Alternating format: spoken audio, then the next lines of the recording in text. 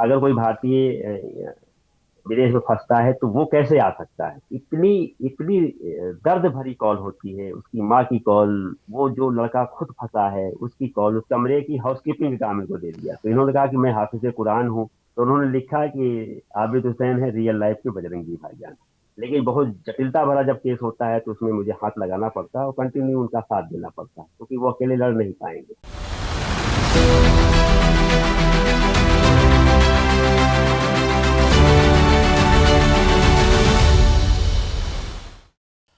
नमस्कार।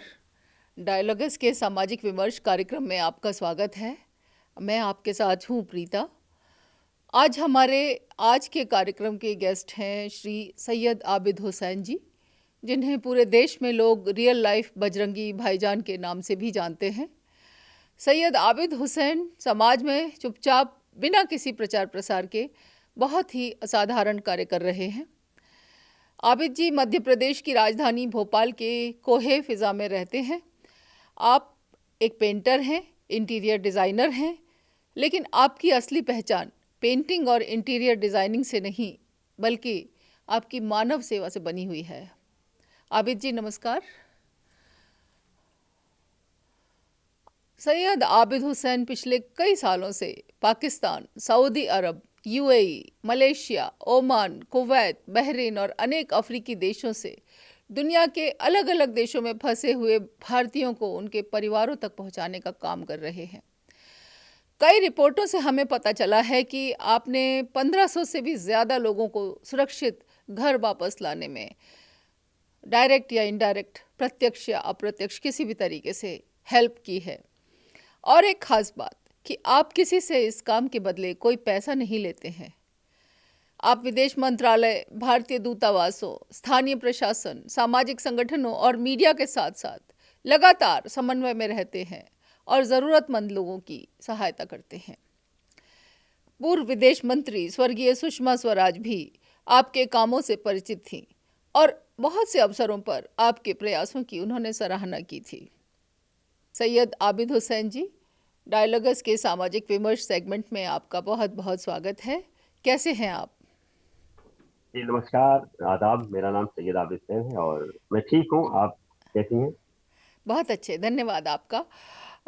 आबिद हुसैन जी, आपके बारे में मुझे जब पता लगा तो मुझे लगा कि आपको डायलॉगस के माध्यम से हमारे दर्शकों तक ज़रूर एक बार रूबरू कराया जाए। उन्हें पता लगना चाहिए कि एक इंसान, एक व्यक्ति भोपाल में रहते हैं और दूर देशों से अपने जो देश के जो लोग हैं, भारतीय हैं, जो कहीं फंस गए हैं किन्हीं ऐसी परिस्थितियों में जहाँ से उनको आने का कोई रास्ता नहीं है, तो आपने उनको मदद की है। तो मुझे लगा कि आपको डायलॉगस के माध्यम से हमारे दर्शकों से मैं आज रूबरू कराऊंगी। जी बहुत बहुत आबिद शुक्रिया, आपने मुझे जी जी मंच पर धन्यवाद। आने का मौका दिया। आबिद जी, आप ने जो मुझे पता चला है 1500 से ज़्यादा लोगों को आपने सुरक्षित देश वापस पहुंचाया, घर वापसी की है। तो मैं जानना चाहती हूँ कि एग्जैक्ट कितना नंबर है जो आपने अब तक दुनिया भर में फंसे हुए भारतीयों को घर वापस लाए हैं आप? जी देखिए, सबसे पहले तो मैं आपको बताना चाहूंगा कि ये जो काम मैंने शुरू किया या मैं काम कर रहा हूँ, ये कोई आंकड़े के लिए नहीं कर रहा हूँ, न ये कोई नंबर है। क्योंकि ये किसी परिवार का भविष्य है और किसी देश का भविष्य है। तो इन्हें आप नंबर से या आंकड़े से ना जोड़े। ये तो बहुत मतलब अजीब बात होगी। हाँ, लेकिन कुछ मीडिया, क्योंकि जब मैं सोशल मीडिया, जब कोई केस हमारा फाइनल हो जाता है तो उसको सोशल मीडिया वगैरह पे, जैसे इंस्टाग्राम, ट्विटर वगैरह पे डालते हैं। तो वहाँ क्योंकि ये जो काम है, कुछ ऐसे हमारे मीडिया बंधु के लोग हैं जो इस पर नजर बनाए रखते हैं कि आबिद भाई की कितनी मुहिम पूरी हो गई है और कितने लोग को ला चुके हैं, तो वो लोग बताते हैं। और मेरा जो जहाँ से मैं काम करता हूँ, जैसे ईमेल के माध्यम से या ट्विटर के माध्यम से, तो वो पूरा जोड़ा उड़ा जाए तो 1500 लगभग हो जाते हैं। लेकिन मैं ये बिल्कुल, आप मैम इसको आंकड़े से ना जोड़िए। मेरा मकसद है इसको मतलब नंबर्स में काउंट करना नहीं। मेरा मकसद है उन भारतीयों को विदेश में से निकालना जो किन्हीं कारण वहां फंस जाते हैं, और उनके ऊपर जो मुसीबत रहती है, जिस कंडीशन में वो रहते हैं, वो बताने लायक नहीं है, क्योंकि इतनी जटिलता वहां पे रहती है, इतनी इतनी परेशानी रहती है। तो मेरा सिर्फ मकसद है उनको भारत लाना। बहुत खूब, बहुत खूब। तो आप, ये आपकी एक ये ह्यूमिलिटी है, ये आपकी एक अच्छाई है कि आप उसको आंकड़ों से नहीं जोड़ के देख रहे हैं। फिर भी एक लंबा समय, लंबे, बहुत लंबे समय से आप काम कर रहे हैं, बहुत सारे लोगों को और ना आपने कभी मैं बचाया सोशल है। मीडिया पे मैं ना कभी मैं सोशल मीडिया पे ये लिखता हूँ कि मैंने 1500 की रिहाई कर दी या 1600 नहीं, की रिहाई कर दी। कोई बात नहीं। ये हाँ, सिर्फ ह्यूमनिटी के लिए, इंसानियत के लिए, क्योंकि हम जिस देश में रहते हैं, भारत है, वसुधैव कुटुंबकम, ये हमारा देश पूरी दुनिया को एक परिवार मानता है।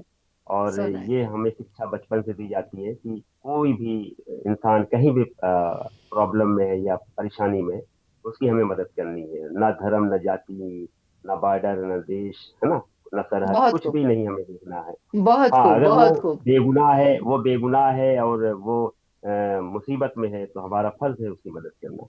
जी मैम। बहुत खूब आबिद जी, बहुत अच्छे। अ, ये शुरुआत कैसे हुई? कब से आपने ये शुरुआत की? कैसे आपके मन में ये आया? कैसे आपके हालात थे जब आप इन वाकयात से रूबरू हुए और आप एकदम से इस काम पर निकल पड़े? कैसे हुआ? ये 2015 की बात है, और उस वक्त सुषमा स्वराज में विदेश मंत्री थी, और आए दिन उनकी खबरों को मैं पढ़ता था, सुर्खियों में रहता था मामला, कभी कुछ कभी कुछ, कभी गीता आई। तो गीता की कहानी शायद आपको पता होगा। गीता एक बच्ची है जो ये हिंदुस्तान की है, मूक बधिर बच्ची है, और वो कि किसी कारण और कैसे वो पाकिस्तान पहुंच गई थी। और जब वो भारत आई तो एक भारत में खुशी का माहौल था, लोग खुशियां मना रहे थे कि भारत की बेटी वापस आई है। तो ऐसे ही व्हाट्सएप ग्रुप था, और व्हाट्सएप ग्रुप में कुछ पत्रकार साथी, उस व्हाट्सएप ग्रुप में मैं भी था। मैं थोड़ा सा और पीछे जाना चाहूंगा। मैं एक्चुअली, हम लोग अन्ना आंदोलन से जुड़े थे। 2011 में अन्ना आंदोलन जब हुआ था, तो हम भी उसका ऐसे ही सोशल मीडिया का हिस्सा थे। हम वहाँ जंतर मंतर तो नहीं गए थे, बट हम भी सपोर्ट करते थे, बदलाव चाहते थे भारत में, कि इसका बदलाव हो। तो कुछ मीडिया साथियों से मेरी जान पहचान हुई, और एक व्हाट्सएप ग्रुप का मैं भी हिस्सा था। और व्हाट्सएप ग्रुप में ऐसे डिस्कशन चल रहा था कि ये गीता आई है, बहुत मुबारकबाद, सुषमा जी की सराहना हो रही थी। तो मुझे भी थोड़ा सा दिलचस्पी हुई इसकी जानने की। लेकिन उसमें एक पत्रकार साथी थे, सनोवर भाई, उन्होंने कहा कि गीता आई और ये बड़ी खुशी की बात है, रमजान कब जाएगा? तो मैंने पूछा कि रमजान कौन है? तो उन्होंने बताया कि रमजान एक बांग्लादेशी बच्चा है, जो 2012 में बॉर्डर पार करके भारत आ गया था, और वो यहाँ पे एक शेल्टर होम में रहता है। तो मैम, उसकी उसकी मुहिम मैंने चलाई थी ट्विटर पर, help Ramzan, hashtag help Ramzan नाम की। तो और वो मुहिम जो थी, ट्रेंड हो गई थी, है ना। तो जब वो ट्रेंड हुई, तो वो बहुत सारी वीडियो मीडिया और तमाम पत्रकारों तक पहुंची। और मैं ये नहीं कहता कि वो बच्चा मेरे कारण गया या मैंने बहुत ज्यादा उसमें मेहनत की, ऐसा नहीं कहता मैं, क्योंकि जो शेल्टर की प्रेसिडेंट थी, उनकी बड़ी मेहनत थी, उन्होंने बहुत जद्दोजहद की, इसमें बहुत संघर्ष किया उस बच्चे को भेजने के लिए। खैर, वो बच्चा चला गया। तो वो जब बच्चा गया मैम, तो मुझे अच्छा लगा कि मैं किसी की मदद में, मतलब किसी की मुहिम में मैंने मदद की, थोड़ा सा ही की, लेकिन की। तो फिर मुझे बहुत जिज्ञासा हुई कि ये जो लोग फंस जाते हैं, ये कैसे फंसते हैं, और ये इनको कैसे निकाला जा सकता है। तो मैं थोड़ा सा गल्फ की तरफ गया, और तलाशने लगा ऐसे तमाम केस कि जिसमें मैं कुछ कर सकूं। तो उसी दरमियान मेरे पास एक केस आया। जितेन अर्जुनवार, सिमली बरघाट का बंदा था, और वो 2012 में ही वो भी फेंसिंग पार करके पाकिस्तान चला गया। पाकिस्तान जब वो गया, तो उसको वहाँ की रेंजर ने गिरफ्तार कर लिया। और क्योंकि वो दिमाग से थोड़ा सा वीक था, और गलती से बेचारा वो चला गया था। और वो इससे पहले मुंबई रहता था। मुंबई से जब वो घर आया, तो घर वालों से कुछ अनबन हो गई, और कुछ डांट वाट दिया घर वालों ने, तो वो गुस्सा होके चला गया राजस्थान। और राजस्थान ऐसे ही क्योंकि दिमाग तो था नहीं, तो वो, उसको पता ही नहीं था कि ये पाकिस्तान है या हिंदुस्तान। वो बॉर्डर पार कर गया, रात का समय था, और वहां के रेंजर ने उसे गिरफ्तार कर लिया। तो उस वक्त ये किसी मीडिया ने हमें ये केस दिया, और उसको मुझे को मैंने ट्विटर पे चलाया, मैं उसको भी।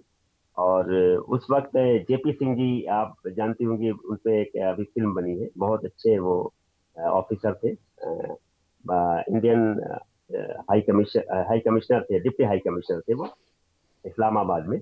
तो उस जमाने में वो हाई कमिश्नर थे, इस्लामाबाद हाई कमिश्नर के।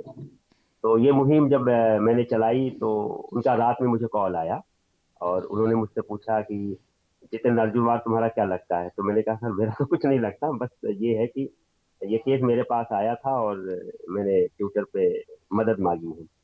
तो उन्होंने कहा कि ठीक है, इसके सारे डॉक्यूमेंट मुझे भेजिए, और मैं चेक करता हूँ कि क्या कंडीशन है। खैर, जेपी सिंह जी का मैं बहुत आभार व्यक्त करता हूँ, और उन्होंने अपनी मदद से और अपने प्रयासों से उस बच्चे को भारत भेज दिया। 2018 में वो भारत आ गया था। और मुझे फिर बड़ा वो अच्छा लगा। और उसी दरमियान एक लड़का जो हामिद निहाल अंसारी था, वो पाकिस्तान में फंसा, तो वो भी आया, तो उसकी भी मुहिम मैंने ट्विटर पर चलाई। तो इस तरह बहुत सारे केसेस मैंने किए। और फिर एक मुझे रास्ता मिल गया कि मुझे ऐसे काम करना है। इसमें जो मदद होती है वो भारत सरकार, विदेश मंत्रालय और हमारी जो संबंधित एम्बेसी होती है, उससे मैं लेता हूँ। बाकी और कोई रिसोर्सेज नहीं होते इसमें। और मैं लोगों से भी ये कहता हूँ कि अगर आपको मदद चाहिए, अगर कोई आपका बंदा विदेश में फंसा है, तो आप इन्हीं दो लोग से संपर्क करिए। तीसरे से किसी से संपर्क करने की जरूरत नहीं है, कोई मदद कर नहीं सकता इसमें। विदेश मंत्रालय दिल्ली और संबंधित अम्बेसी अम्बेसी जिसमें जहाँ जिस मुल्क में आपका बच्चा फंसा है ना। तो फिर मैं ये रास्ता बनाया और ये काम शुरू किया, और केस तलाश करने लगा। और फिर केस भी मिलने लगे, और बहुत सारे केस मेरे पास आने लगे, और मैं इसी रास्ते पे निकल पड़ा। और फिर मुड़ के नहीं देखा, मुझे केस आते ही लोग की मदद करता गया। बहुत खूब, बहुत खूब, बहुत अच्छे सर, बहुत ही सराहनीय कार्य आप कर रहे थे और कर रहे हैं। अभी जी, कभी कोई ऐसे भी केसेस आए हैं कि गलती से कोई भारतीय कहीं किसी देश में चला गया, फंस गया और वहाँ की जेल में पहुँच गया, वहाँ से आपने निकाला उसको, तो क्या कैसे कैसे क्या क्या तकलीफें साहब, किन किन स्थितियों का सामना आपने किया होगा उस समय? तो बहुत सारे ऐसे केसेस हैं, जेल के केसेस तो बहुत सारे आते रहते हैं। अच्छा। लेकिन उसमें क्या होता है कि जैसे मान लिया कोई बंदा भारत का है, और सऊदी अरब में ही मान ले, सऊदी अरब में वो काम करने गया। और अभी मैं एक केस आपको बताऊंगा। अमरनाथ का केस है ये। मैं अभी उस केस पे काम कर रहा हूँ, इसलिए बताना चाहूंगा ताकि आपके इस वीडियो के माध्यम से सरकार तक ये बात पहुंचे और उसकी मदद हो। अमरनाथ प्रतापगढ़ का है, और बहुत प्रचलित केस है ये, सोशल मीडिया वगैरह पे बहुत ट्रेंड भी कर रहा था बीच में। तो ये मेरे पास सोशल मीडिया के माध्यम से आया है। अमरनाथ प्रतापगढ़ जिले उत्तर प्रदेश के रहने वाले हैं, और कुछ माह पहले या साल पहले वो सऊदी अरब गए थे। और जिस मालिक के पास वो काम करते थे, वो मालिक बहुत इनको परेशान करता था, और इनको टार्चर करता था। तो ये ट्रक चलाते थे वहां पे। तो ये कुछ दिन के बाद फैमिली का फोन आया कि ये गिरफ्तार हो गए। तो फैमिली ने फिर प्रयास करना शुरू किया, वहां पे सांसद विधायक जितने भी उनके मिलने वाले थे उन तक पहुंचे, और उन्होंने कहा कि इसमें मदद की जाए, और लड़का फंस गया है। तो मेरे पास ये केस चलता फिरता आया, तो मैंने पता लगाया कि देखिए, अब मैं ये बताना चाहूंगा कि आ, वहां पे जो उस पे इल्जाम लगाया गया है, वो इल्जाम लगाया गया है कि उसने ट्रक बेच दिया। और वो ट्रक जो थी 46,200 रियाल की थी। तो अब वो बेचारा जेल चला गया है। तो जब ये केस मैंने एम्बेसी को भेजा, तो एम्बेसी ने कहा कि उस पे ये इल्जाम है। तो मैंने कहा कि सर, वो ट्रक, इतनी बड़ी ट्रक वो बेचेगा कैसे? और अगर कागजात उसके पास नहीं है, तो वो जितने भी ट्रक वो खरीदी है, तो वो भी तो उसमें गुनहगार है ना। तो उन्होंने कहा हाँ, ये बात तो सही है। तो भाई देखिए, उसमें फिर मैं अब काम कर रहा हूँ, और मैं कोशिश करूंगा कि उसका पुनः जांच हो, एम्बेसी उसमें पुनः जांच कराए, और जो सही अपराधी है, जिन्होंने सही गलती की है, गुनाह किया है, वो पकड़ा जाए, अमरनाथ को छोड़ा जाए। क्योंकि अमरनाथ, मेरे समझ में नहीं आता कि अमरनाथ उतनी बड़ी ट्रक बेच कैसे सकता है। और वो क्योंकि वहां पे चप्पे चप्पे पे कैमरा लगा रहता है, वो ट्रक अगर लेके भागेगा भी, तो वो कैमरे में सब कैद हो जाएगा। तो ऐसे में वो एक मामूली सा आदमी जो इंडियन है, कम पढ़ा लिखा है, जिसको कोई इल्म नहीं है वहाँ के कानून के बारे में, या इतना चालाक भी नहीं है, तो वो इतना बड़ा जुर्म नहीं कर सकता। तो आपके माध्यम से मैं सरकार विदेश मंत्रालय से अपील करता हूँ कि अमरनाथ जो अ, सऊदीया की जेल में काफी समय से कैद हैं, उनको भारत भेजने में सहायता करें। और जी। ऐसे बहुत सारी कहानियां हैं मैम। जी बिल्कुल। अब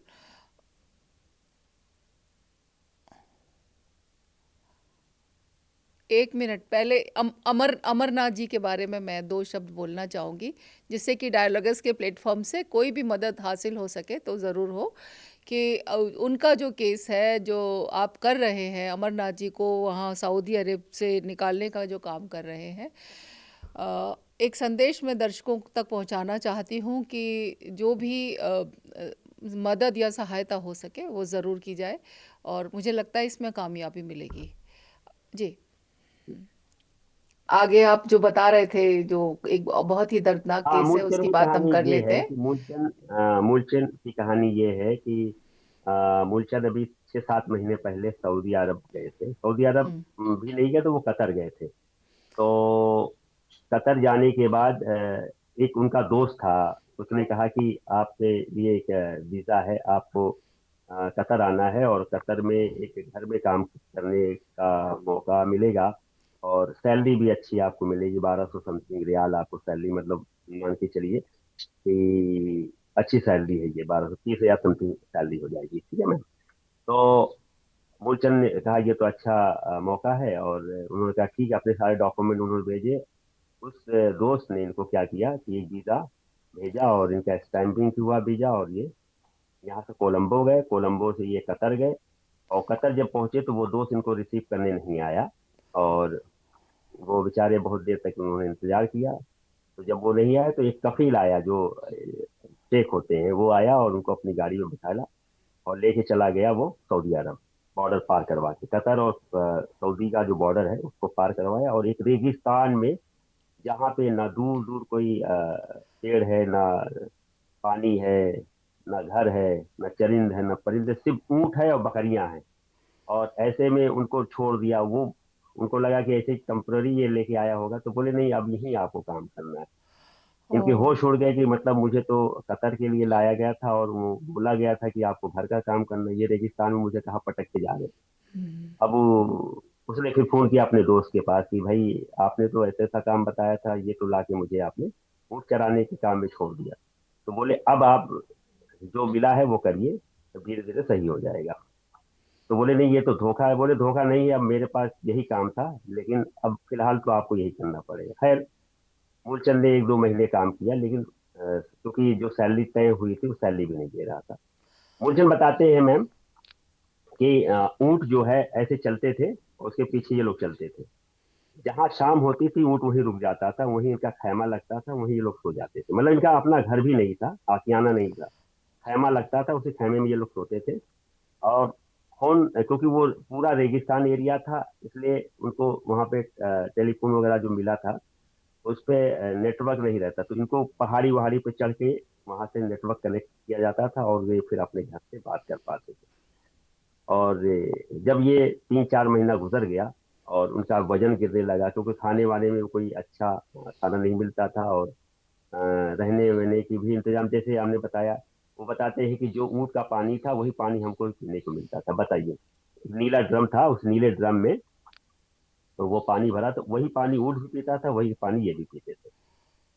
तो जब ये सारी बातें इन्होंने अपने परिवार को बताई, तो परिवार ने एजेंट से बात की, तो एजेंट ने रिस्पॉन्स नहीं दिया। तो फिर वो जो जिला कार्यालय, जैसे एसपी होते हैं, थाने में होते हैं, सब जाके उन्होंने कंप्लेंट वगैरह की। तो इनकी कंप्लेंट दर्ज हुई। लेकिन क्योंकि मामला विदेश का था, तो उन लोग की अपनी एक सीमा होती है मैम। तो फिर वो एसपी मैम, जो हमारे जिले की अम्बेडकर नगर की जो एसपी हैं, तो एसपी साहिबा के यहाँ ये लोग गए थे, और इत्तेफाक किया था, वहीं एक पत्रकार साहिब खड़े थे, और तो उन्होंने पूछ लिया ऐसे रैंडमली, तो बोले कि मेरे पापा जो है वो सऊदी अरब में फंस गए हैं। तो बोले मैं एक नंबर देता हूँ, इनका नाम सैयद आबिद हुसैन, इनसे आप संपर्क करिए, आपके पापा आ जाएंगे। तो उनकी बेटी रोली ने मुझे कांटेक्ट किया, और रोली का जो कॉल आया, कि ऐसे ऐसे मेरे पापा फंसे हैं। तो मैं बड़ा वो हो गया कि मैं अब करूं क्या इसमें, क्योंकि बंदा जो है वो कतर गया है, रह रहा सऊदीया में, ये तो मामला इनलीगल हो गया ना। क्योंकि इनका जो वीजा लगा था वो कतर का लगा था, लेकिन वो मालिक बॉर्डर पार करवा के उनको सऊदी छोड़ दिया था। तो मैंने क्या किया, विदेश मंत्रालय के अलावा इंडियन एम्बेसी रियाद और इंडियन एम्बेसी दोहा कतर, दोनों को अटैच करके ये केस भेजा। और मतलब भगवान ईश्वर का शुक्र है, अल्लाह का शुक्र है कि वो दोनों एम्बेसी एक्टिव हुई इस मामले, क्योंकि बहुत गंभीर मामला था।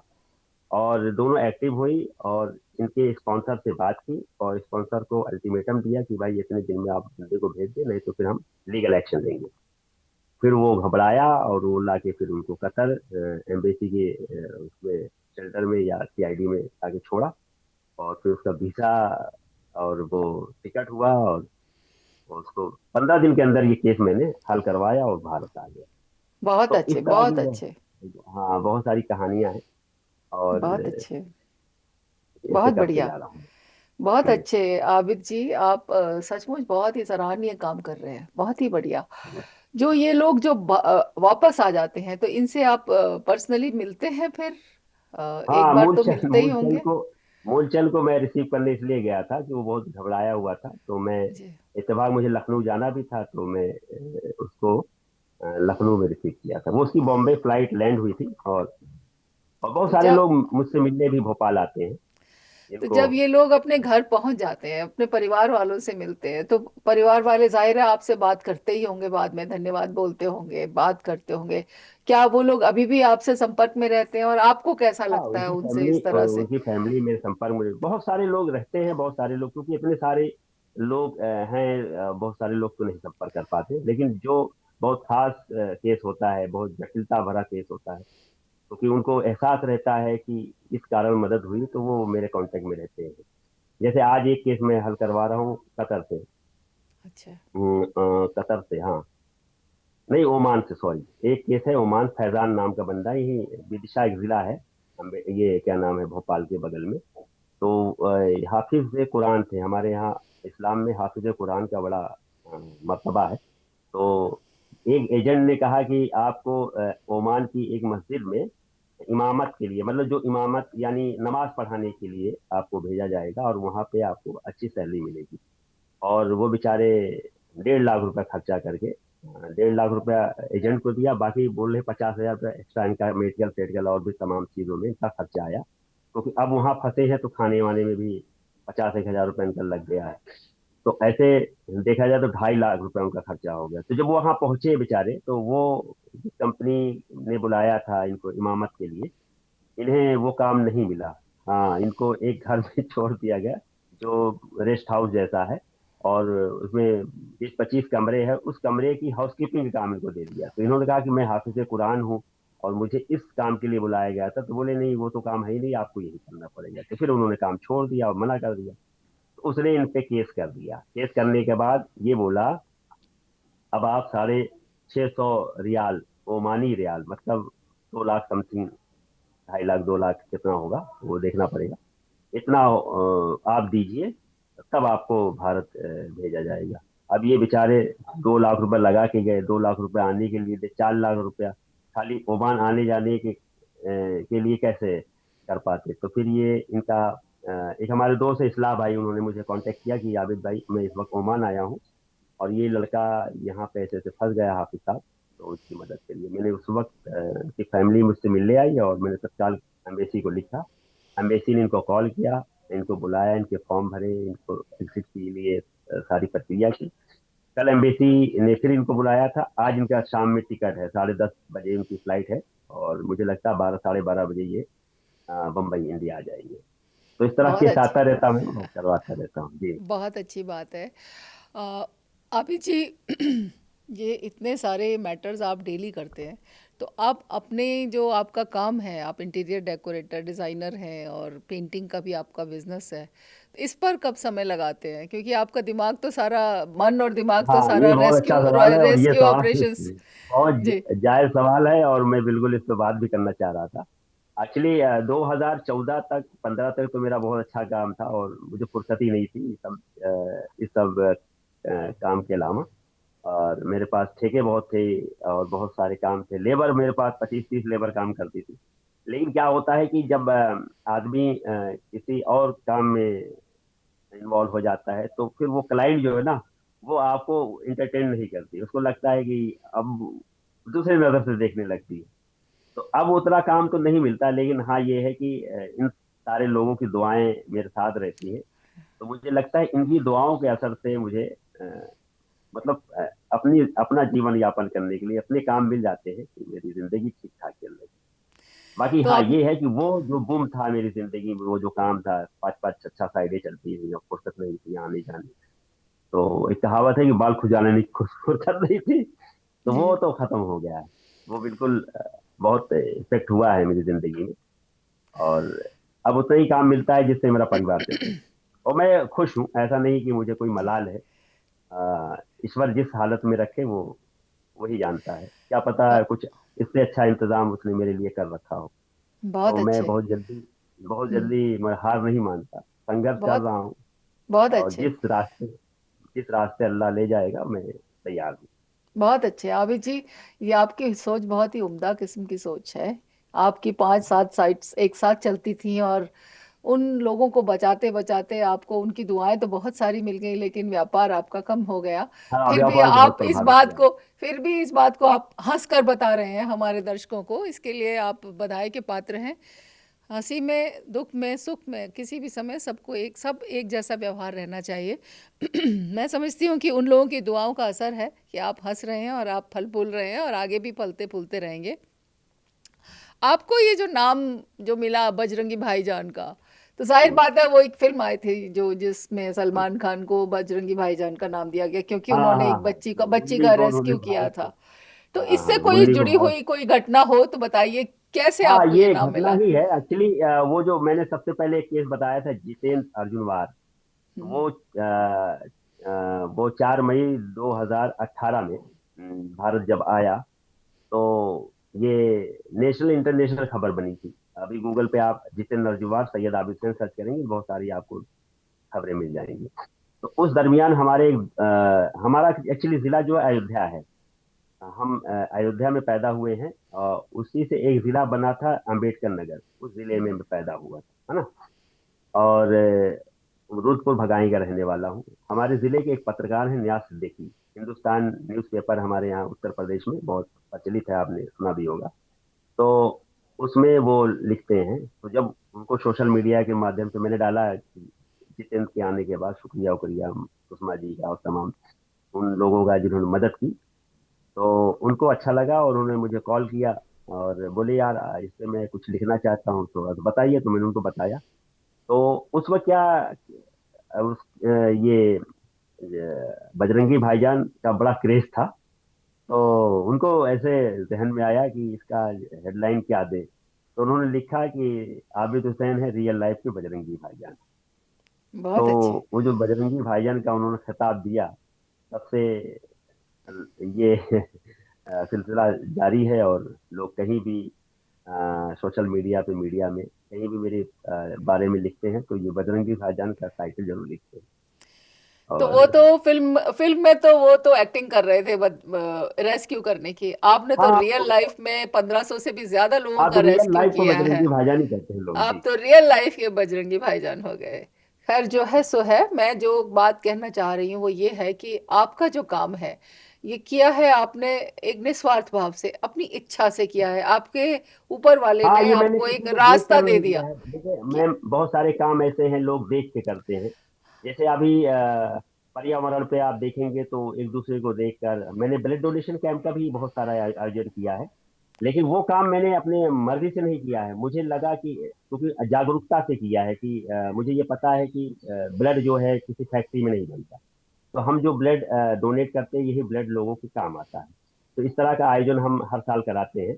लेकिन वो काम जो है वो जागरूक होने की वजह से किया। लेकिन ये काम जो हम कर रहे हैं ये हमने ना किसी को देख के किया है, ना जागरूक होके किया है, ना कोई ऐसा प्लान था किसी को देख कर कि भाई ये कर रहा तो हम भी करें। तो ये मेरे एक बच्चे की कहानी से शुरू हुआ और आज ये बड़ा रूप ले चुका है।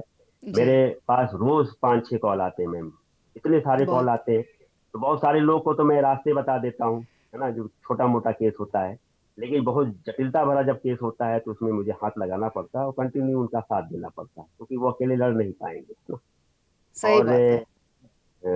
जब वो उसका साथ देते हैं तो उसका असर होता है और उसकी मदद भी होती है। 31 तारीख को हम मलेशिया से 4 लोगों को निकाल रहे हैं। बहुत अच्छे। इस तरह मतलब रोज हमारे बंदे भारत आते रहते हैं, तो और मदद होती रहती है। एक और फिल्म आई थी डंकी। अब मैंने भी वो बहुत दिनों के बाद में देखी। जब आई थी तब नहीं देखी क्योंकि नाम कुछ अजीब सा था। वो बाद में जब उसका रेफरेंस मुझे समझ में आया तो मैंने देखा। तो फिल्म में कुछ लोग थे जो पंजाब से जो है इल्लीगल रास्ते से अमेरिका पहुंच जाते हैं और फिर वो वहाँ छुप कर रहते हैं, फिर किसी तरह से वो वहाँ से बचते हैं। तो इस तरीके के वाकयात भी होते होंगे कि कुछ लोग काम के लिए एक इल्लीगल रास्ते से खुद से भी पहुंच जाते होंगे। ये तो आपने अभी तक जो केसेस बताए वो थे नहीं, मेरा एक्चुअली जो गलती देखिए, से पहुंच गए। मेरा जो काम है मैम, वो मिडल ईस्ट का ज्यादा है, मतलब ये जो खाड़ी देश है, यहाँ पे हम ज्यादा फोकस करते हैं, क्योंकि हमारा वो बेसिक जो काम है ब्लू कॉलर मजदूरों का है, आप समझे जो। और ये जो केस होते हैं ये बिहार, पूर्वांचल, उत्तर प्रदेश, जो हिंदी पट्टी क्षेत्र हैं, जहाँ पे स्किल वर्क है, जो लोग बड़े होते हैं, जिनके सपने होते हैं कि मुझे सऊदी अरब जाना है या दुबई जाना है, तो वो उसकी तैयारी करते हैं। वो कम पढ़े लिखे होते हैं, उनको उनको ज्यादा इल्म नहीं होता है, वो तालीम याफ्ता नहीं होते हैं। तो वो बेचारे जब फंसते हैं तो उनके साथ कोई नहीं होता। ये जो डंकी वाला आप बता रहे हैं, ये बहुत हाई लेवल का केस है। ये मतलब ये करोड़ों रुपए लगा के वहां जाते हैं, है ना।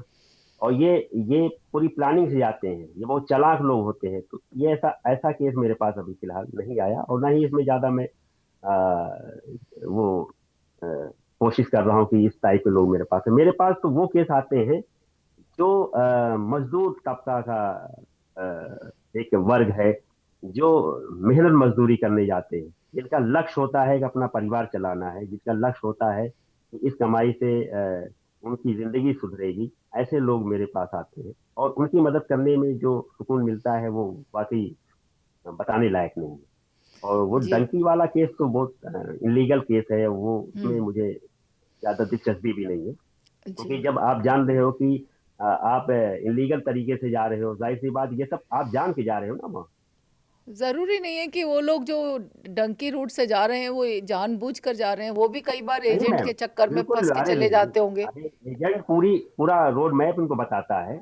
अच्छा। इनको रोड मैप बताता है कि आपको यहाँ ले जाएंगे, यहाँ से पैदल जाना है, यहाँ से चल के जाना है, फिर नाव से जाना है, यहाँ से फ्लाइट से जाना है। आप ये सारी चीजें जान के वहां जा रहे हैं, और वहां जाके बाद फंस जा रहे हैं, तो ये बच्चे जो होते हैं ये तो ठगी का शिकार होते हैं, जिनका केस मैं उठाता हूँ।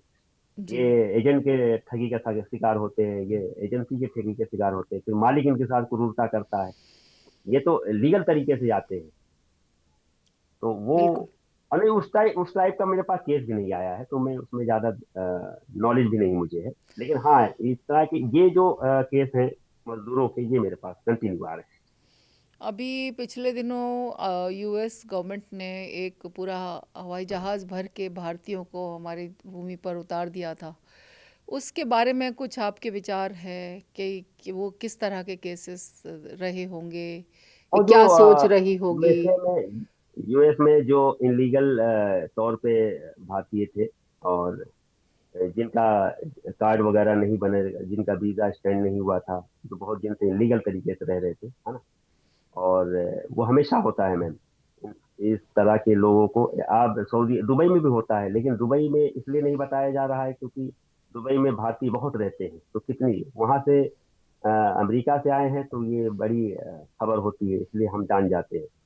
अ, जैसे अब दुबई, यूई का ही ले लीजिए। यूई में अगर आप इलीगल तरीके से हैं, तो वहाँ की हुकूमत आपको डिपोर्ट कर देती है और बैन भी कर देती है कि आप दोबारा फिर दुबई, यूई नहीं आ सकते। तो इलीगल तरीके से कहीं रहेंगे तो आपको डिपोर्ट होना पड़ेगा। आप तो कहीं भी जाए तो लीगल तरीके से जाए, वहाँ पे जो भी वहाँ का कानून है उसको फॉलो करें। आप एकदम फ्रेश, मतलब लीगल होके काम करें, तो मुझे लगता है कि ज्यादा सही है, आपको प्रॉब्लम नहीं होगी। भाईजान, बजरंगी भाईजान, कि एक फिल्म बनी थी, वो तो एक कहानी के ऊपर फिल्म बनी थी। आपकी जो रियल लाइफ जो स्टोरी है, लंबी आपकी ये यात्रा है, 1500 से ज़्यादा लोगों का रेस्क्यू आपने किया है। तो इन लोगों के ऊपर कभी फ्यूचर में कभी किसी क्रिएटिव आर्टिस्ट का या किसी फिल्म प्रोड्यूसर का मन आ जाए तो कोई फिल्म बनने की संभावना भी है क्या ऐसी? रियल लाइफ भाईजान, बजरंगी भाईजान के ऊपर कोई फिल्म बनने की कोई ऐसी संभावना आपको नजर आती नहीं, है? ऐसा ऐसा देखिए, मेरा ऐसा कोई मकसद नहीं है, ना ही इस कुछ प्लान के लिए मैं आया था, और ना ही कोई ऐसा अचीवमेंट की बिल्कुल। मेरे दिल में ख्वाहिश है। मैं सारा जो है वो ईश्वर पे छोड़ दिया है, वो जिस रास्ते ले जाएगा मैं तैयार। मुझे लेकिन इस फील्ड में काम करना है, लोगों की मदद करना है। और क्योंकि देखिए, मैं एक चीज और आपको बताना भूल गया, जो बहुत जरूरी है लोगों को बताना। लोगों को लग रहा होगा कि मैं यहाँ जो बैठा हूँ बहुत तालीम याफ्ता होऊंगा और बहुत ज्यादा पढ़ा लिखा हूँ। तो ऐसा नहीं है। मैं थोड़ा अपनी कहानी के पीछे में जाता हूँ कि दो 99 में मैं हाई स्कूल में था, अम्बेडकर नगर में। और मैं फेल हो गया था मैं। और फेल होने की वजह से फिर एक बार मैंने हाई स्कूल फॉर्म भरा, फिर मैं फेल हो गया। तो ऐसे में घर वाले तंग आके मुझे दिल्ली भेज दिए, तुम जाओ दिल्ली और पैसा कमाओ, तुम्हारे बस का पढ़ना लिखना नहीं है। और मैं दिल्ली आ गया, और 2006 में फिर मैं दिल्ली से भोपाल आ गया। और 2006 से 2015 तक मैं कंटिन्यू अपने काम पे फोकस किया और संघर्ष किया। मतलब मैंने जीरो से यहाँ तक का सफर किया है। आज जो भी कुछ हूं मैं, वो जीरो से शुरू किया है। तो मैंने ये ये जो सीखा है, ये ऐसा नहीं किसी कॉलेज या किसी यूनिवर्सिटी से सीखा है, ये मैंने खुद खुद संघर्ष करके सारी चीजें सीखी हैं। मुझे सीखने का बड़ा शौक है, मैं नई नई चीजें सीखता हूँ, है ना। और मैं सेमिनार अटेंड करता हूँ। भोपाल में जितने सारे प्रोग्राम्स होते हैं, मुशायरा होता है या कभी सम्मेलन होता है, ये ऐसे जहाँ पे इल्म की बातें होती हैं, वो सारे प्रोग्राम्स को मैं अटेंड करता हूँ, मैं नई नई चीजें सीखता हूँ। तो ये मैं ये बताना इसलिए जरूरी समझता हूँ कि मैं मतलब किताबों की तालीम नहीं ले पाया, या मैं डिग्रियों की तालीम नहीं ले पाया। मैंने जो कुछ सीखा है, ये जो मैं काम भी कर रहा हूँ, ये भी मैंने खुद सीख के किया है कि भाई, अगर कोई भारतीय विदेश में फंसता है तो वो कैसे आ सकता है ना। बहुत ऐसा अच्छी, नहीं कि ये बहुत जो अच्छी। ये जो विक्टिम है ये सिर्फ मेरे पास आते हैं, इससे पहले कहीं कहीं और भी जाते हैं। वो जो थक हार के आते हैं ना मेरे पास, और मैं जब उनका काम करता हूँ तो लोग ताज्जुब भी करते हैं कि ये काम तो उन्होंने नहीं किया, या फलाने के यहाँ मैं गया था वो भी नहीं कर पाया, आपने कैसे किया। तो बहुत मुझे अच्छे। लगता है कि, हाँ, मुझे लगता है कि ये ईश्वर ने मुझे इस काम के लिए चुना है। क्या बहुत होता है अच्छे। कि इंसान कुछ भी नहीं है। इंसान अगर चाहे तो कुछ नहीं कर सकता, लेकिन अगर ईश्वर चाहे, आपको चुन ले कि ना आपको ये काम करना है, ये सेवा करनी है, तो फिर आप वो तालीम भी आपको दे देगा, वो इल्म, वो तरीका, वो। रास्ता बन जाता है। आबिद जी, आबिद जी, आप बता रहे हैं आपने ज़ीरो से जो कुछ भी किया, स्क्रैच से शुरू करके आप यहाँ तक आए, और आप जो स्कूली तालीम थी वो भी आप हासिल नहीं कर पाए। तो मेरा ये मानना है कि और आप सीखने वाले भी हैं, आप हमेशा सीखते रहे हैं। तो जो सीखता है, ज़रूरी नहीं है कि स्कूल की व्यवस्था में या किसी इंस्टीट्यूशन से ही इंसान पढ़े या लिखे तभी उसकी जो सीखने की जो इच्छा है वो पूरी होती है, ज़रूरत पूरी होती है। आपने रियल लाइफ ज़िंदगी में जो जो सीखा है चीज़ों से, संघर्षों से, और न सिर्फ अपने लिए बल्कि अपने परिवार के लिए और इतने सारे लोगों का भला करने के लिए आपने जो आपने कदम बढ़ाए और आगे बढ़ते रहे, उसके लिए आप वाकई जो है बहुत बधाई के पात्र हैं। आपको बहुत बहुत इसके लिए मैं बधाई देती हूँ। एक बात और मैं पीछे भूल गई थी पूछना पूछना चाहूँगी कि ये जो आपने जैसे ये काम किया बार बार, आप देखिए हमारे यहाँ पे इस समय जैसे दो धर्मों के लोग मुख्य तौर पे रहते हैं, तो कभी आपने धर्म या संप्रदाय या भाषा या आप यूँ कह लीजिए जाति, इन मुद्दों पर कभी आपने कोई खास गौर नहीं किया, बस ये सोचकर कि ये भारतीय है, इसको बचा कर लाना है, अपने देश वापस लाना है, घर वापसी करानी है, इसके ऊपर आपने काम किया है? कुछ कहना चाहेंगे इन बातों पर? नहीं, देखिए, धर्म जाति तो मेरे में है ही नहीं, मतलब मेरी थीम में नहीं है। बहुत और मैं अच्छे। भारतीय हूँ, मुझे मैं भारतीय मुसलमान हूँ, मैं भारतीय तो हुई बस भारतीय मुसलमान हूँ। हम वो मुसलमान नहीं है जो अरब वाले हैं, जो हमारे भारतीयों को फंसा लेते हैं, उनको मारते पीटते, वो वाला मुसलमान नहीं है। हमारे अंदर भारत का भी खून है, और हमारे अंदर इस्लाम का भी खून, दोनों खून हमारे अंदर। और हम ये सब चीजें कैसे देख सकते हैं मैम? क्योंकि वो जब आप कॉल नहीं, अ, हमारे पास जो कॉल आता है, कभी हम रिकॉर्डिंग नहीं करते, लेकिन हम आपके लिए एक आध रिकॉर्डिंग भेजेंगे। वो इतनी इतनी दर्द भरी कॉल होती है, उसकी माँ की कॉल, वो जो लड़का खुद फंसा है उसकी कॉल, उसके बाप की कॉल, उसके भाई की कॉल। वो लोग जब पहली बार हमारे पास कॉल करते हैं, इतना रोते हैं, इतना परेशान रहते हैं, भाई बच्चा विदेश में फंस गया है। और वो जब उनको पता चलता है कि अब लड़का मेरा आ नहीं पाएगा, तो ऐसे में वो कितने परेशान होते हैं। मतलब वो मैं आपको बातों में तो नहीं बयान कर सकता। वो आपको एक बार मैं जब रिकॉर्डिंग भेजूंगा तो आप सुनिए। अभी मेरे पास एक केस है जिसका नाम है सूरज। नौतनवा एक जिला है, सॉरी, नौतनवा एक बाजार है, महाराजगंज, उत्तर प्रदेश, नेपाल बॉर्डर। ये मैं छोटी सी स्टोरी इसलिए बता रहा हूँ, वो बेचारा वहां फंस गया है, 8 साल से सऊदी अरब में फंसा हुआ है। तो इस तरह के केसेस बहुत हैं, मतलब हर, तो और ज्यादातर केस जो है सऊदी अरब के हैं। इनको मतलब कैसे सऊदी, निकालेंगे आप, जो नौतनवा से वहां फंसे हुए हैं उनको कैसे तो अब निकाल मैं के लाएंगे? यहाँ भी बताऊंगा नहीं, वो जब आएंगे हफ्ता 10 दिन जब आएंगे फिर मैं आपको बताऊंगा, तब आप उससे एक स्टोरी करिएगा। तो बहुत अच्छे। उसमें दो मैं बातें काम करता पूछना हूँ। चाहती हूँ आपसे, दो बातें। पहली तो बात तो ये मैं आपने। अब धर्म जाति जो आपने सवाल किया, तो मैं उसमें धर्म जाति कैसे देख सकता हूँ और क्यों हाँ देखूंगा मैं? हाँ हाँ मैं हाँ। क्या मतलब, सारे लोग ईश्वर के ही संतान बहुत हैं, अच्छे। मतलब हमारे यहाँ सारे लोग अल्लाह के बंदे हैं। तो धर्म जाति तो दुनिया में बनी है।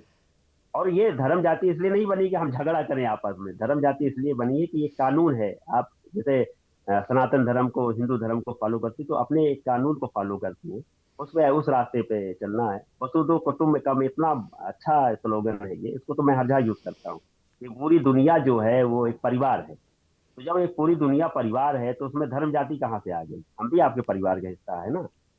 जरूर। हाँ, तो फिर हम वहाँ सभी एक बड़ा परिवार हैं, और वसुधा एव कुटुंबकम पर हम चलते हैं। और पूरी धरती, पूरी वसुधा ही हमारा परिवार है। और आजकल तो ग्लोबल विलेज का कॉन्सेप्ट चल गया है, पूरे दुनिया में हमारा गांव है, ये समझ लीजिए। और भारत सरकार ने या मिनिस्ट्री ऑफ एक्सटर्नल अफेयर्स ने कभी आपको, आपके काम को, आपकी सेवा को। नहीं मैम, ये तो मैं उनकी तारीफ करता हूँ कि मैं जैसे ही केस भेजता हूँ, और उसमें बहुत सारे डॉक्यूमेंट की जरूरत होती है, तो मेरे पास अगर, क्योंकि वो जो लोग होते हैं, जैसे लड़का सऊदी अरब गया या दुबई गया, तो वो फंसने के बाद, क्योंकि वो सारा डॉक्यूमेंट जो होता है उसके मालिक के पास चला जाता है, ठीक है। और कभी कभी क्या होता है कि मेरे पास डॉक्यूमेंट वो लोग नहीं भेज पाते। ऐसे में विदेश मंत्रालय सारे डॉक्यूमेंट की एक लिस्ट देता है कि ये डॉक्यूमेंट हमें चाहिए। और मैं बोल देता हूँ कि नहीं, ये डॉक्यूमेंट तो उसके पास है ही नहीं, क्योंकि वो तो खुद फंसा है, वो अपने मालिक से कैसे मांगेगा कि पासपोर्ट की कॉपी हमें दो या वीजा की कॉपी। तो फिर वो लोग कम डॉक्यूमेंट की कारण से कभी मना नहीं करते, ये मेरा केस रजिस्टर करते हैं, और वो उस हालत में ही मदद करते हैं, चाहे डॉक्यूमेंट रहे या ना रहे। बस बंदे का सही एड्रेस रहे, उसका फोन नंबर मिल जाए, फैमिली का फोन नंबर मिल जाए, तो वो लोग अपना जांच वाच करके निकाल के भारत बुला लेते हैं। तो और कभी भेदभाव नहीं करते मेरे साथ, और बहुत अच्छे। मेरे केस को बहुत तरजीह देते हैं, क्योंकि 10-15 साल से मैं इस विषय पे काम कर रहा हूँ। और आपको बताना चाहूंगा कि बहुत सारे केस मुझे एम्बेसी के द्वारा से आते हैं। अभी आज में एक डेड बॉडी का केस आया है, और दम्माम सऊदी अरब से, देवरिया के हैं वो लोग। वो सऊदी अरब में काम कर रहे थे, और जाकिर नाम है उनका, और उनको कार्डियक अरेस्ट आया और उनकी डेथ हो गई।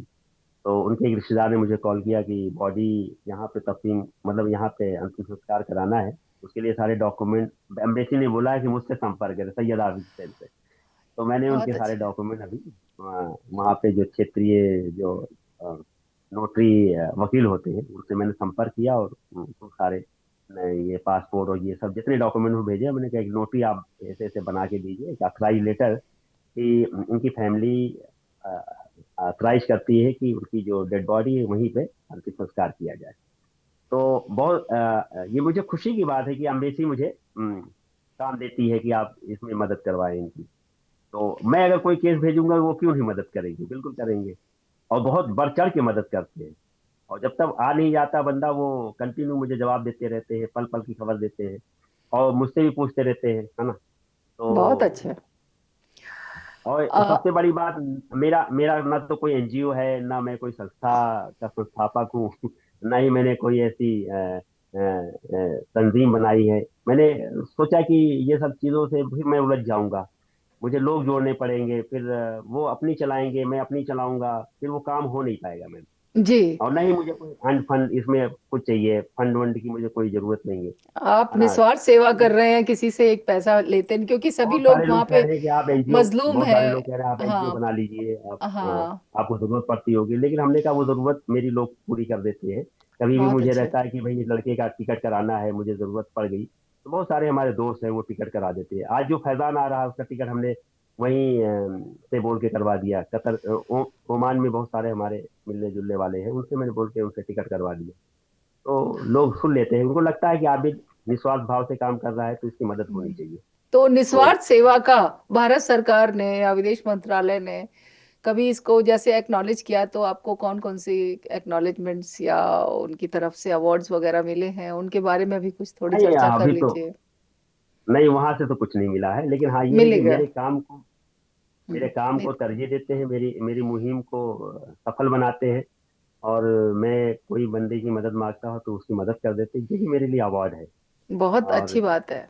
बहुत अच्छी बात है, आपको बहुत अवार्ड मिले हैं और आपको लोगों की दुआएं मिल रही है। इससे बड़ा बढ़ के और क्या अवार्ड हो सकता है।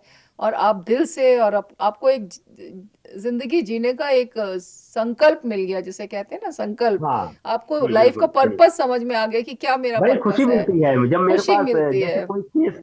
कोई केस मैम वो हो जाता है, सफल हो जाता है, मतलब अंदर से खुशी मिलती है बहुत कि मैंने अच्छी। उठाया था और बंदा आ गया। जब वो फोन करता है वहाँ एयरपोर्ट से, भैया मैं आ गया, भैया बहुत बहुत शुक्रिया, फिर उसकी माँ फोन करती है, वो इतनी दुआएं देती हैं वो। क्योंकि ये सारे जो लोग होते हैं बिहार यूपी के होते हैं, और वो अपनी अवधी भाषा और भोजपुरी भाषा में बात करते हैं, अरे भैया हमारा बेटवा आ गया, बहुत बहुत शुक्रिया, बहुत बहुत धन्यवाद भैया। तो बहुत वो अच्छे। मतलब अच्छा लगता है। बहुत अच्छे। आबिद जी, हमारे डायलॉगस के सामाजिक विमर्श के युवाओं को, दर्शकों को और सभी को कोई संदेश आपकी तरफ से हो जाए, जिससे और भी लोग आप जैसे बनने की कोशिश करें। जी मैम, मैं अपने विषय पे ही एक संदेश दूंगा कि विदेश जाना कोई गलत बात नहीं है, विदेश जाना चाहिए। क्योंकि विदेश से जो हम लोग पैसे कमा के लाते हैं भारत में, वो उससे भारत की इकोनॉमी मजबूत होती है, ये वाइट मनी कहलाता है। और पूरी दुनिया में भारतीयों का दबदबा है, ये तो आप भी जानते हैं, सब जानता है। आप किसी मुल्क में जाएंगे तो भारतीय अगर वहाँ नहीं आपको देखा तो वो दुनिया का हिस्सा ही नहीं है। जहाँ जहाँ आदमी, वहाँ वहाँ भारतीय।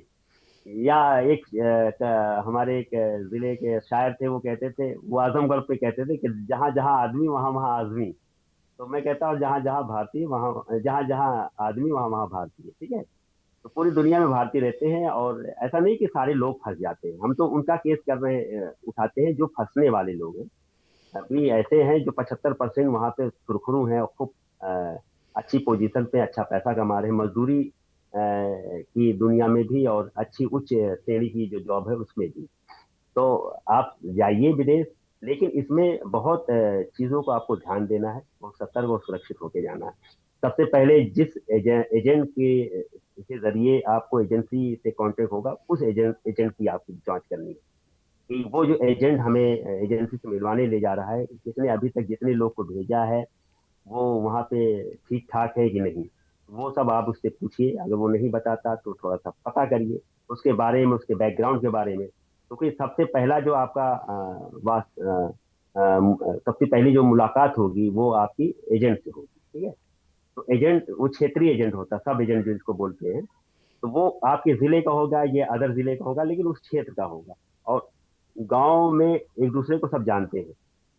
फिर उसके बाद आप जिस एजेंसी के माध्यम से आपका काम होगा, उस एजेंसी की भी जांच पड़ताल थोड़ा कर ले, गूगल गूगल पे उसके खिलाफ देख ले कहीं कोई कंप्लेन वगैरह तो नहीं है। फिर उसके बाद वहां पे, हाँ सबसे बड़ी चीज मैम कि आपके जो दस्तावेज होते हैं ना, जैसे एजेंट ने आपको बोला कि 1500 रियाल आपको सऊदी अरब की जॉब में मिलेगा, बकरी चराने का 1500 कोई नहीं देगा।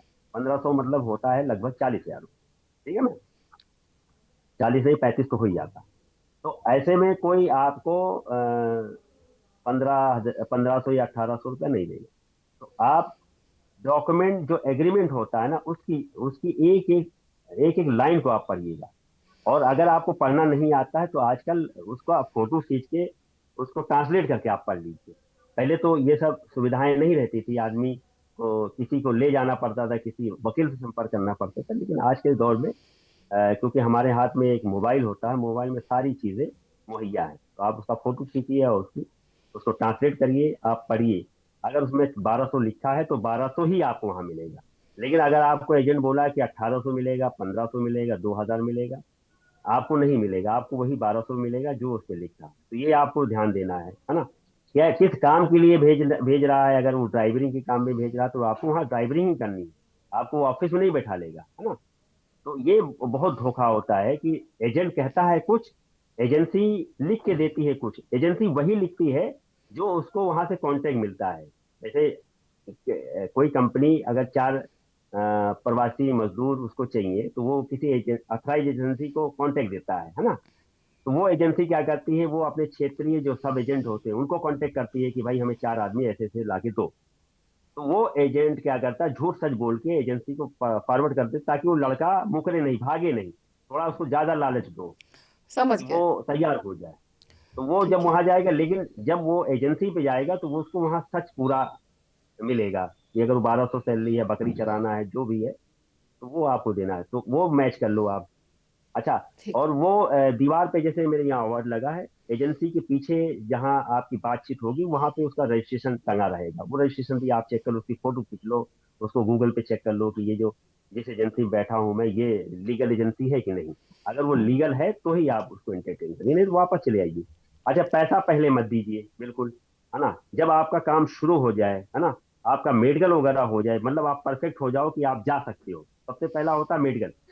तो जब मेडिकल आपका हो जाए तब आप पैसा दीजिए, ताकि एक आपको ये हो, अब आप पता चला आपने पैसा दे दिया और मेडिकल में आप फेल हो गए, तो आपका पैसा भी मर जाएगा और ऑलरेडी फेल हो ही गए हैं। और सरकार की दखलंदाजी हो सकती है क्या इन इन एजेंट्स के ऊपर? सरकार की ओर से कोई दखलंदाजी हो जाए कि ये एजेंट्स इतना। मैंने बहुत हाँ। सारे एजेंट के खिलाफ एक्शन लेने की कोशिश की, ये बहुत पावरफुल होते हैं, है ना। तो ये सरकार चाहे तो कुछ भी हो सकता है।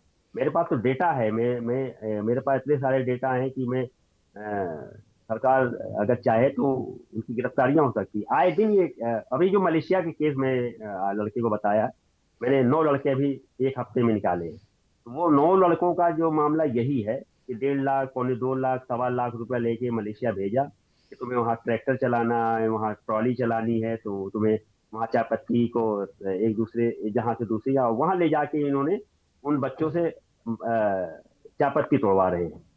और वो चाय पत्ती, क्योंकि मलेशिया में जहाँ पे बहुत ऊंचा नीचा है, तो वो लड़के जो हैं वो बोल रहे हैं कि भैया हम इस काम के लिए आए नहीं, और अच्छा खासा हमने पैसा दिया इनको, 1.5 लाख रुपया दिया है, तो 1.5 लाख रुपया दे के हम आके यहाँ चाय पत्ती तोड़ेंगे क्या। उनका बात तो सही है। तो फिर उन्होंने हमसे संपर्क किया और फिर मैंने इंडियन उच्चायुक्त जो हाई कमीशन है मलेशिया में, उनको कंप्लेन किया, और वो 5 लड़के पहले आ चुके हैं, 4 फिर आ रहे हैं।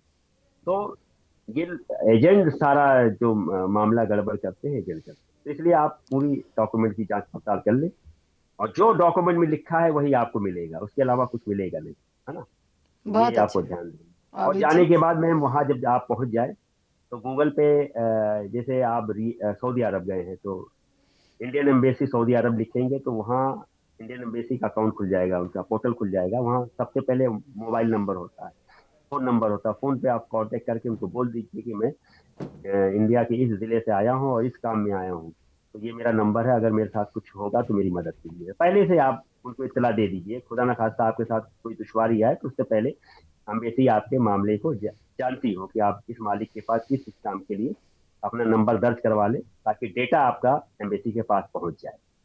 जी मैम। बहुत अच्छे। आबिद जी, आपने समय दिया और आपकी जो जीवन यात्रा है, जो आपका जो संकल्प है जिसको आप पूरा कर रहे हैं, भले ही आप स्कूल में 2 बार रहे, लेकिन मैं समझती हूँ कि ज़िंदगी की इस क्लास में या ज़िंदगी के और स्कूल नहीं, में मैं इसको एक्सेप्ट आप करता हूँ, अव्वल मैं हैं। आप अव्वल हैं, फर्स्ट हैं आप। तो नहीं, इसके लिए इस बात आप को उस मैं पर। एक्सेप्ट करता हूँ। हाँ। तो भले ही उधर आप पीछे रह गए, लेकिन यहाँ पर आप फर्स्ट आ रहे हैं, और इसके लिए आपको बहुत बहुत शुभकामनाएं। आप निस्वार्थ सेवा कर रहे हैं, आपने लोगों को एक हौसला दिया है जो विदेशों में फंस गए भारतीय हैं, उनको घर की, उनके परिवारों से मिलाया है, घर बुलाया है, और अभी भी आपका जज्बा कायम है, अभी भी आप जो है इस काम को करते रहेंगे।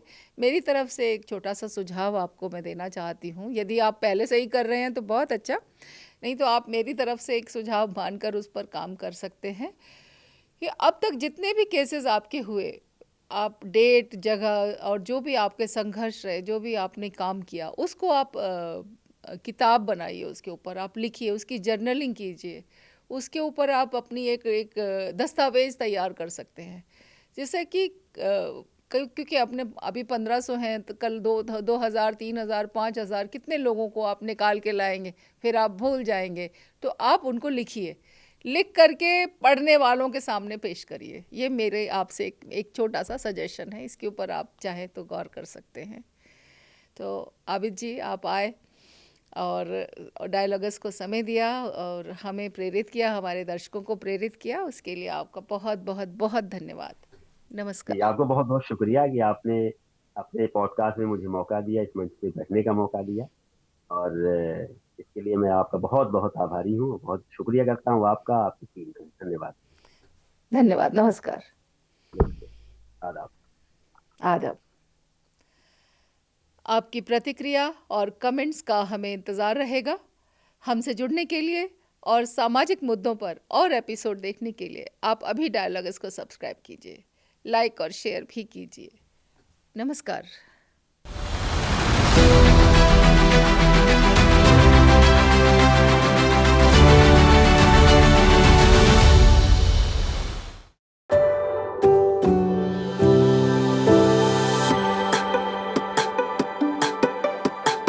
Every book has a journey, and every author has an untold story.